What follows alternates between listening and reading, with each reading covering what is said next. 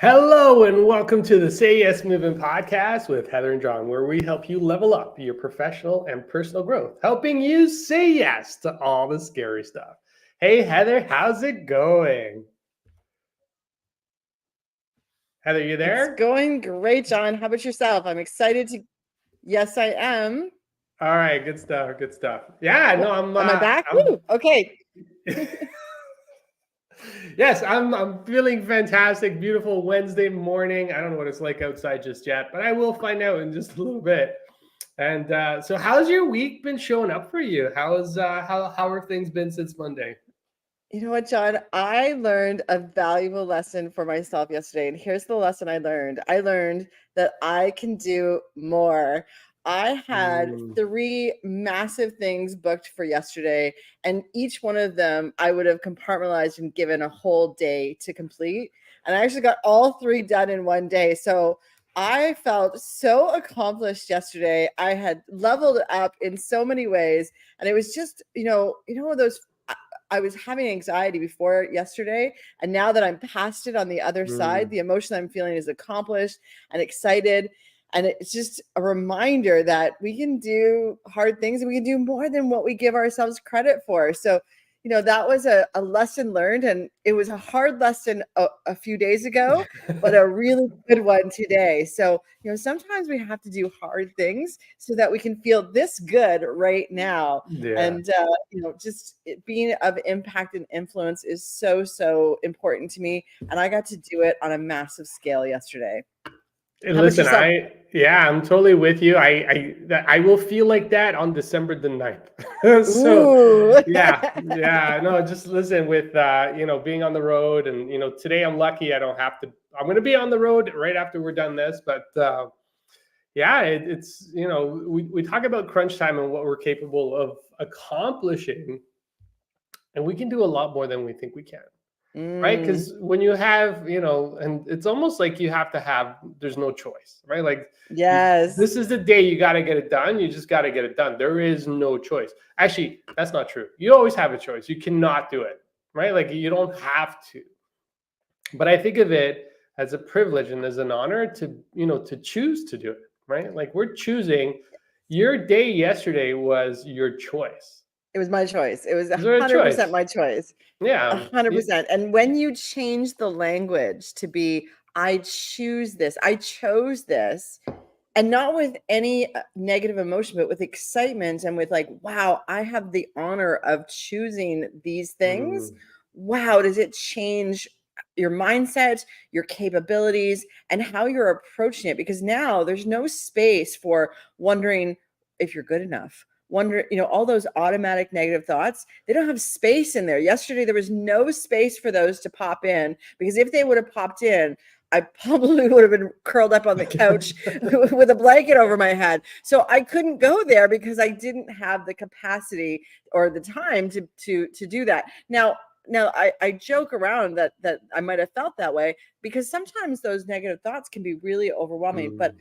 I was on purpose and being of impact and influence. And those 3 things is a triple threat in any goal and anything that we're trying to achieve. So, when you're thinking, oh, I'm feeling anxious or I don't want to do this, look at the environment around you, look at what you're accomplishing, and remember that you have chosen to do this. And even the mundane stuff, John, I've been talking Mm. about raking the leaves up at the cottage for a while now, because there's just so many leaves. I can't tell you how many bags of leaves there are. But every time I fill up a bag, I remind myself how accomplished I am. I remember that this tree gave me a massive amount of shade for the summertime. And I remember that I chose to live in that space and to Mm. have the opportunity to rake those leaves. And it changes everything. It changes how I feel about hard work. Yeah, no, I think you hit on an incredibly important point there, right? We are constantly choosing, right? So we are constantly choosing, some of it consciously, some of it unconsciously, but we are constantly choosing. So, whatever environment, whatever situation you're in right now, for the most part, there are a few exceptions to those, but you are choosing that, right? And a lot of it could be subconsciously that you don't know that you're making certain decisions, and that's based on biases and based on certain things. I talk about biases. It's one of the topics I talked about yesterday. But we always have choice, right? One of the examples I talked with my students about yesterday is, a coin has two sides, right? And then I asked the question, is one side good, one side bad? And the class was like, no, there's just two sides, right? Mm. You're constantly picking what side you want, right? Like what side of the coin you're looking at. And that gives you a certain perspective and a certain desire. And I know, listen, when you're deep in work and you're just present in the moment, everything else just kind of falls off, right? And then you get to the other side of it, like you did today, and it's like, wow, I did that. Yes. Right. And it's an amazing thing that we forget that we have that ability, right? And this leads into our topic for today, where we talk about, what are some of your key achievements? As we're going through this reflection process in November, what are some of your key achievements for 2023? And it sounds like one of your key achievements is like handle 3 big events in a single day where you would have normally just done one per day, right? Like that's just one of those things that we can do, but we have to push ourselves, right? And Heather, I know, we chatted about this before on Monday, like we were talking about this, and you're like, yeah, there's a lot of stuff coming, and you just got into it. You got into the work, right? Yeah. And And I had to say no to some things, John. I even had to say no to you for something. And that's an important distinction, is that when you've said yes to something, you actually have to make sure that it holds space, and that means that you're saying no to some other things. And I just said no, not at this moment. And, we pushed some dates around, but that's a really important piece. And I actually did it with asking for your assistance. And that's a new way of being for me, John. I am very independent. I'm fiercely independent, and I don't ask for help that often.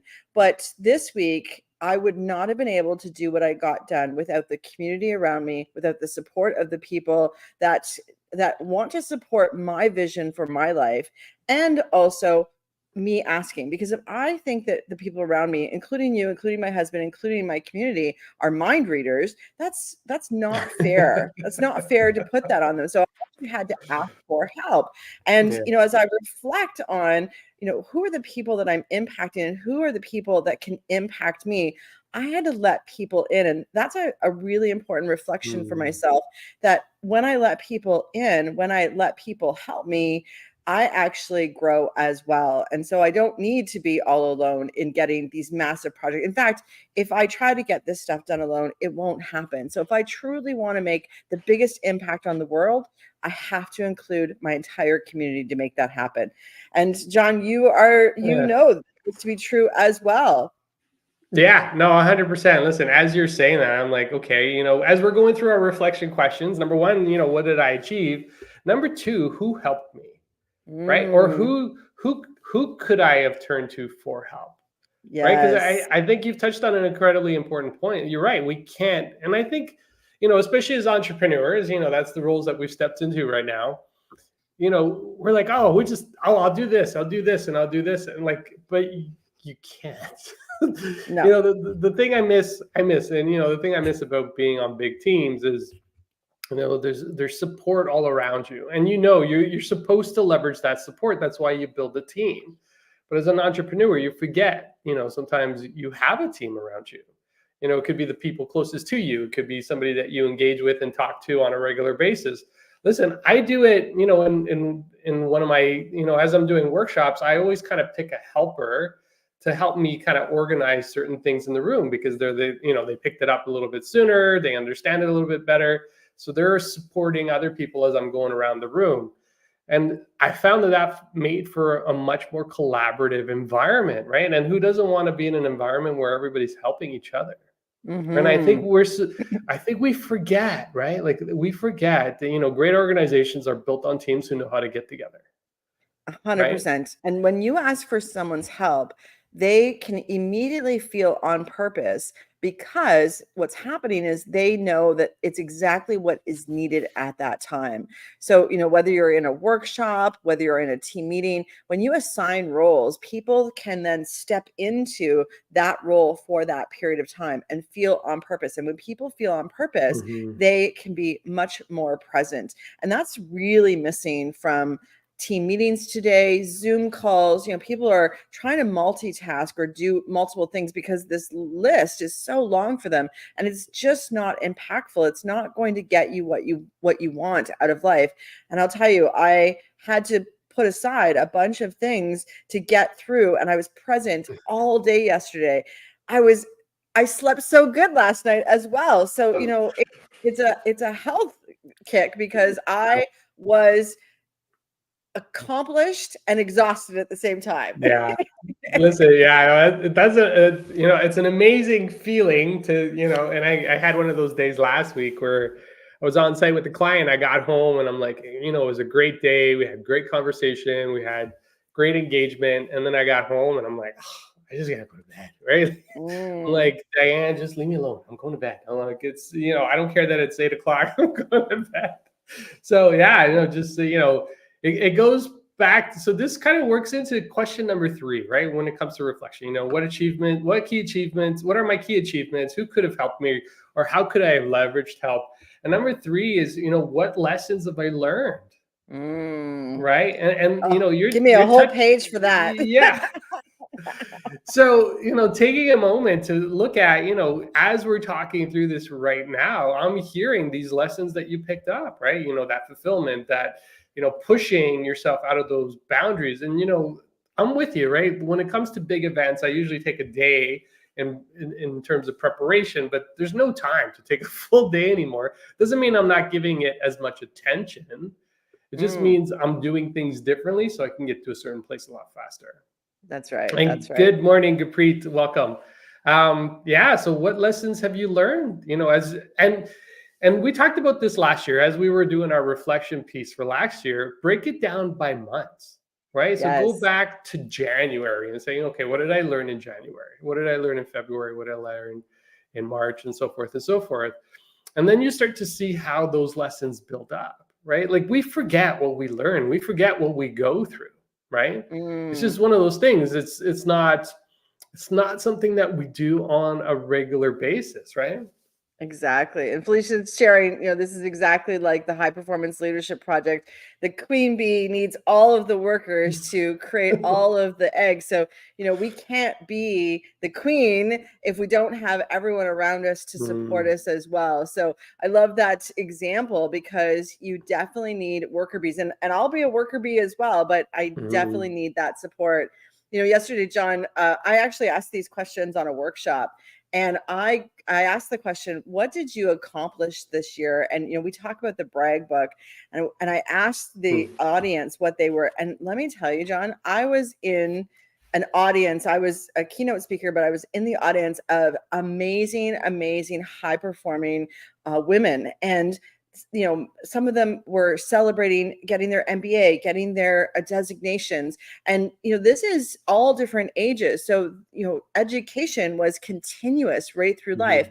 One got 3 kids off to university this year. I'm like, wow, that is what an accomplishment. So the list and the chat just blew up when we talked about what are your reflection points. And it was a moment for everyone to remember that they have done hard things, and to inspire others to also think, what is it that you want to put on your list for 2024? How are you going to level up 2024, make it your best year yet? And John, me and you say this every year, because every year we're leveling up our life to make it the next best year, because the only person we're in competition with is ourselves. So every year is our best year because we're leveling up. So, this reflection questions that we're highlighting, we are going to be doing the workshop. We're going to be bringing people through this, as well as planning for 2024. But I also activated people to think about their word for 2024. I am not committing to a word yet, John, but I am playing with all kinds of words to really honor how I want to show up in 2024. But of course, you got to look in the rearview mirror and see where we've come from. And that's why we're talking about the reflection of who we're impacting, what we've done, what we've learned, what went well, and what do we want to continue doing. Yeah, no, listen, 100%. I'm not fully committed to a 2024 word. I'm still working on my 2023 word, which is abundance. And I know yours is strength.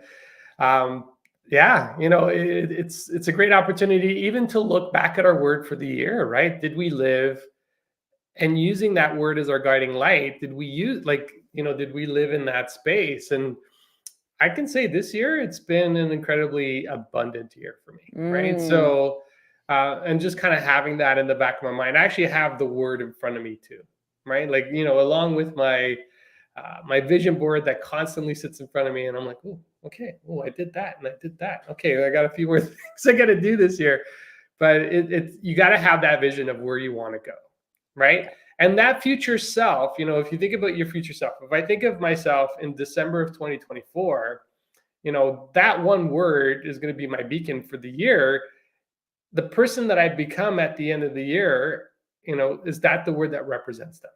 Right. So, one word that's, kind of like sitting in the top of my mind right now is just focus, right? Like there's a lot of different things going on. How do I stay focused with all these things that are happening? Maybe I that's love my that. word. I don't know yet. I don't know. I'm not going to fully commit.